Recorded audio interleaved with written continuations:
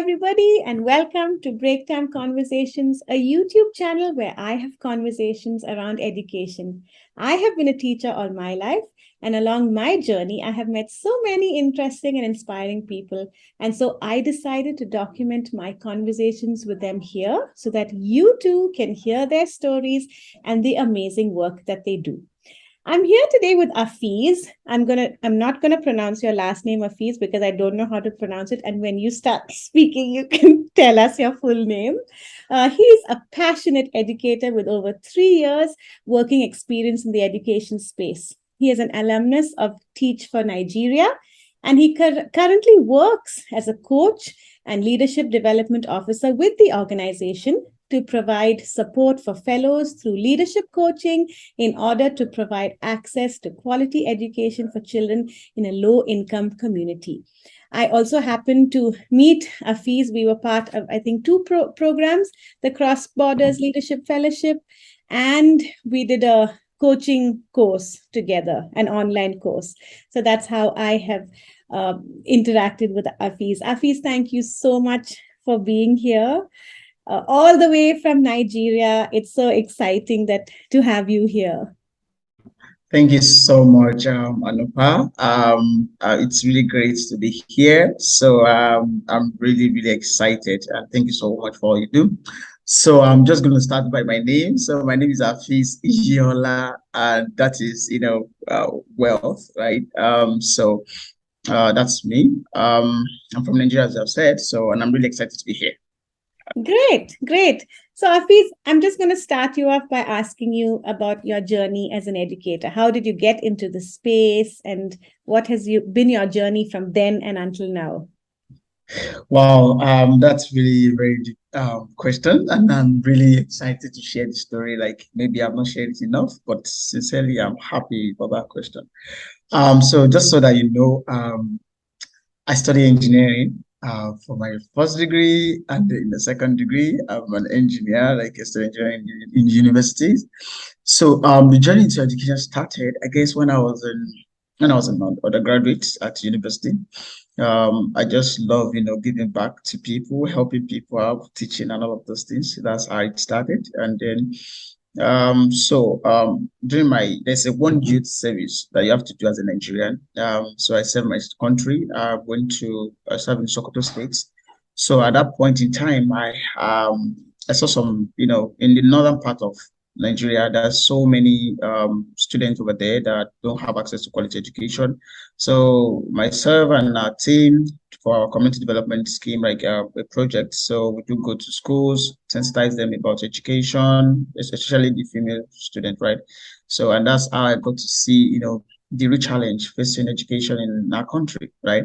So from there, subconsciously, something's always striking me, like, okay, so what are you going to do? So I'm an engineer, but I still do go to their classes to go and teach and just go back to my normal work as an engineer. And it's just really something like, okay, you have to do more, right? So, and then there was a time I started my master's as well. So I saw Teach for Nigeria. So then I applied for Teach for Nigeria. Then, I just applied just because I saw something about leadership. But until when I wanted to do my interview, that was when I got to realize that this is what I'm made to do. So I was asked a question: what will happen to you? What are you going to do as a teacher if there's a particular child in your classroom that needs to hawk, that needs to go to market to fend for themselves before coming to the classroom, and they're always late? Then I burst into tears, like, because that was my story. It was just asking about me, and that's how it sparked the ignition in me. Like, okay, yeah, you are here to do and that's how I go into the education. And then after my fellowship, I did my fellowship in a low-income community where I saw. I mean, this is the real thing. I was in a classroom of like 80 learners, and they don't even have, they don't know who they are going to become. They are single mother, they're raised by single mother or single father, and then or grandpa. So, and then they don't even have the experience of what other people have, like in terms of quality education. It's very obvious. And that's how I got into it. And that's how have been into it. And that's exactly what I've been doing. That's exactly what I'm going to continue doing. So that's the journey into the education space. Wow. So no regrets about moving away from engineering? I mean, at this point in time, there has never been any regret, right? Because it's all about, when you see the transformation that happens, when you Yeah. see the transformation that happens in that particular child or that particular youth that Yeah. you have been working with. I'm talking of fellows and the child in the classroom that you have worked with, and you see the transformation, you see that they're having future, they're having hope. I mean, that's the best thing you could do as a man. I mean, for any leaders, for any inspiring leaders, over times, yeah, what they have done is to inspire people and to allow people to believe in themselves. And that's exactly what I'm doing. And there's never been any regret. And there can't be any regret since I. Can you give us an example of the transformation that you saw, which is something that, really ignited that passion and has made you continue doing what you're doing? Okay, interesting. I mean, there's so much, transformation over the past 4 years now. So while I was a fellow at Teach for Nigeria, okay, so I have this amazing 80 learners, right? And then they are in the very core, low income schools, and I mean, I have a child that is 17 years old and it's just in year five, right? And it's really amazing to see that he's so developed and then doesn't have any hope. And this particular boy is so good in mathematics, extremely good in mathematics. So I discovered that then I started building his capacity. And then I started giving him attention, extra classes, get to know their parents, get to interact with their parents, get to raise fund for school uniform for them, and all of that, right? So this particular boy, I was really happy to see what happened afterward. He he finally represented our school at international mathematics competition, Turkish mathematics competition, and that was the first experience for him. I mean, it's not just only him. I had like five of them that was selected for my schools, and they were able to represent it. And but then, particularly for him, it was a lifetime experience. That yes, he could see that yeah, it's not just in that. He saw people from other schools, international schools. Okay, so I mean, and that was the boy, when he called back, he told me that, thank you, Mr. Afeez. I saw some child, they are from this, they're from that. And I was looking at myself like, can I be in this space? I said, yes, you can definitely be more. And this boy today is raised, I mean, the boy is raised by a grandmother. And then right now, as I'm talking to you, he's in secondary school, GSS3 currently, and is really doing amazingly well. So I mean that's one of the transformation I've seen in terms of students. I mean in terms Wow. of fellows that I lead. Oh my God, I've seen many transformation in them. Some of them they have this raw talent, and then they're in education space. So what I just do for people is just for my fellows is just to inspire them, allow them to grow. So and I've seen tremendous transformation. I saw a particular fellow of mine is so good in what is picture stories, videos, and all of that. I saw that and I started engaging him. When I do things, I ask him to do it. He has good concept of our work is about telling story, and then there's a concept you have to follow. So this guy, I saw that, and right now is one of the person that they are working with at Teach for Nigeria because of the concept. So he sent me an email. I mean, he sent me a message that thank you so much, a long message that I've been able to transform. I mean, for me, that alone is something good for me. And then I need a lot of more of them. So it's just those are the things I'm seeing because I'm seeing the hope of tomorrow. The child is already hope tomorrow. This particular fellow of mine is also another and hope for tomorrow. I mean, a lot of them they're there. They're just many out there, and these are the things that keeps me going. And I mean, with this, I can't stop. And that's it. That's just the truth because there's so many people to touch. So Mm.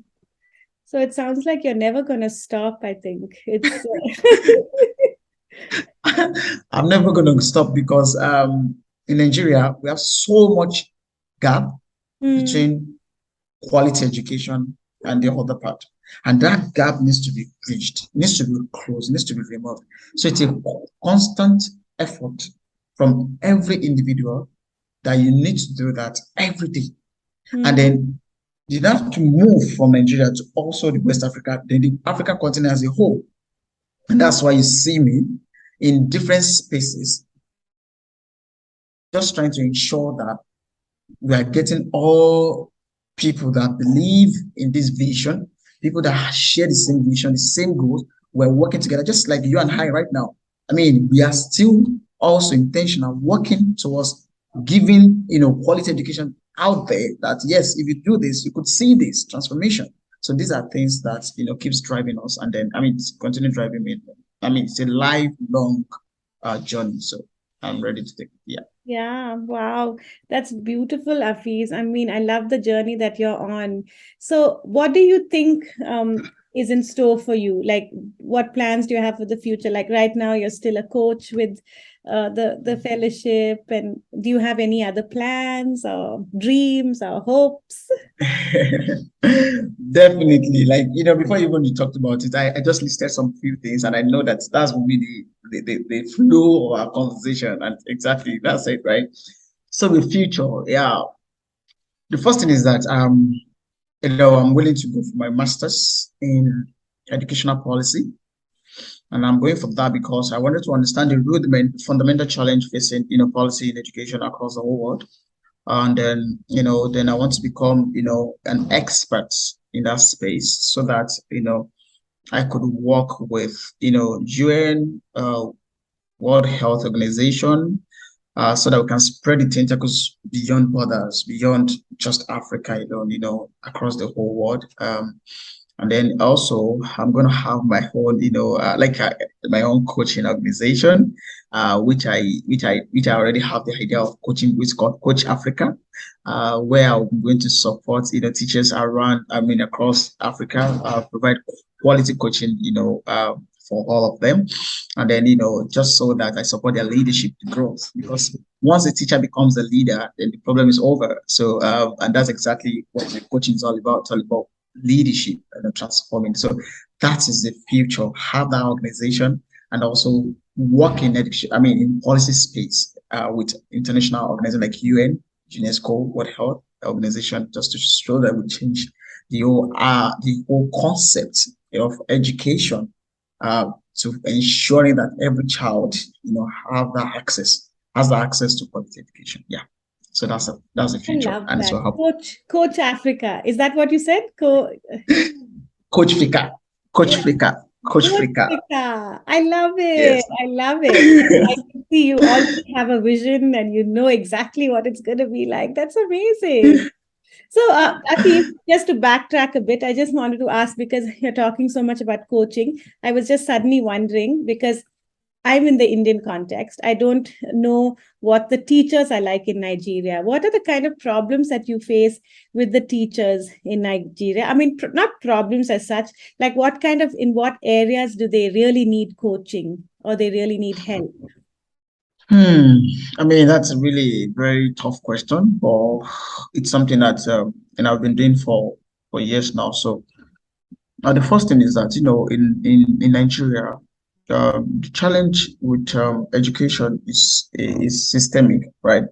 So, but now coming back to the teacher, you have to talk about the structure. Where are they teaching? That's the first question. So, like the structure, is it convenient? So that would affect their mental stability, right?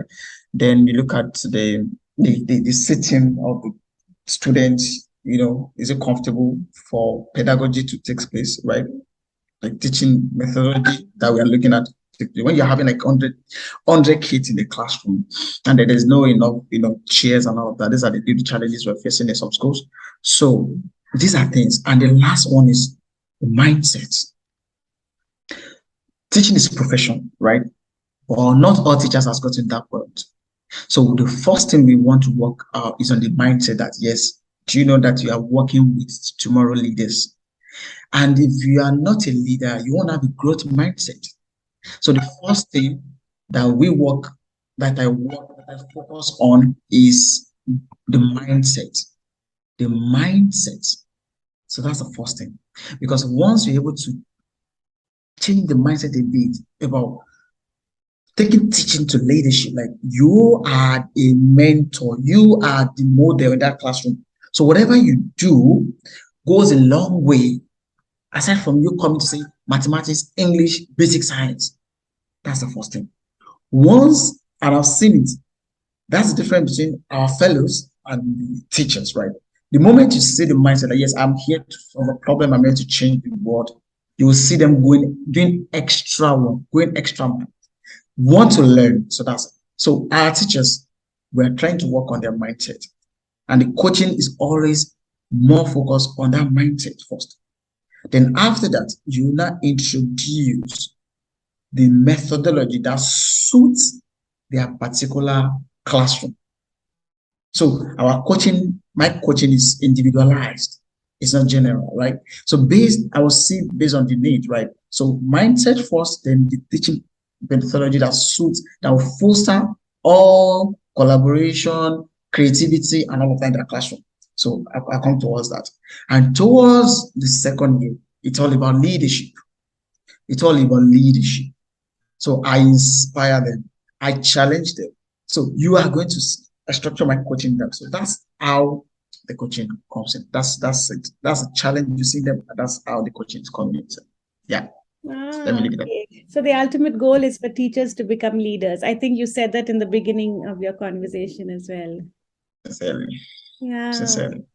That's lovely. Afeez, it has been so wonderful talking to you, and your story is so inspiring, and the all that you're doing. I hope people who listen will be motivated to go out there and bring that transformation that you're talking about. So before we end, Afeez, is there one message that you'd like to give all our listeners about anything? You can. I'd leave it to you. Oh, well, yeah. So I have so much message, but then I just want to say this to everyone listening out there that you don't have to wait for anybody to make the change. You yourself, you're just the change. And all you need, sincerely, all you need is just you yourself. Identifying who you are, determining how you're going to use your strength, identify challenging your community, be the first person, always be the first person to look for solutions to the problem. Then the rest is going to be a story. Like, sincerely, the first way to change any country is through quality education. If you produce quality products from schools, you can be rest assured in the next couple of years, there's going to be the transformation you're looking at. So if you are the one, if you're a parent, if you are a parent, if you're a stakeholders, if you're a student, if you're a teacher, and you're not intentional about providing quality education to that child, then I want to tell you, you have been doing so many things wrong. Right now, I challenge you to go out there. Anything that's happened in your community that revolves around education, take the lead because we need you. Thank you so much. Thank you. Thank you, Afeez. I feel totally motivated to go out there. They need me. I Afeez, hope so. yeah, Yeah. yeah. Thank you so much, and God bless you in all that you do. I mean, I'm sure you're going to reach for the stars, and I you're mean, going to go even beyond that. And I know I will be following your story because we're in touch and on LinkedIn and everything. So I just look forward to reading more and more about all that you're doing. yeah, sincerely, you could just go at that because I never talk about my success. I never talk about any other thing. So, but because of the short time, but you could just explore my LinkedIn Yes. profile, my Twitter, my Yeah. Facebook. You'll see some little works that I've done that, over there. Yeah. Wonderful, wonderful. And I'll put all those links out in the description box so everyone can click on it and find out more about all that Afeez is doing. Thank you once again, Yeah. Afeez, and you have a wonderful Sunday. And you too, thank you so much. It's a pleasure being here. Thank you so much for all you do. Thanks. Anupa, well done to you. We are really grateful. We are proud to have someone like you doing this. Oh, Thank you so much. oh, thank you, Afeez. Thank you. Bye for Yeah. now. Bye.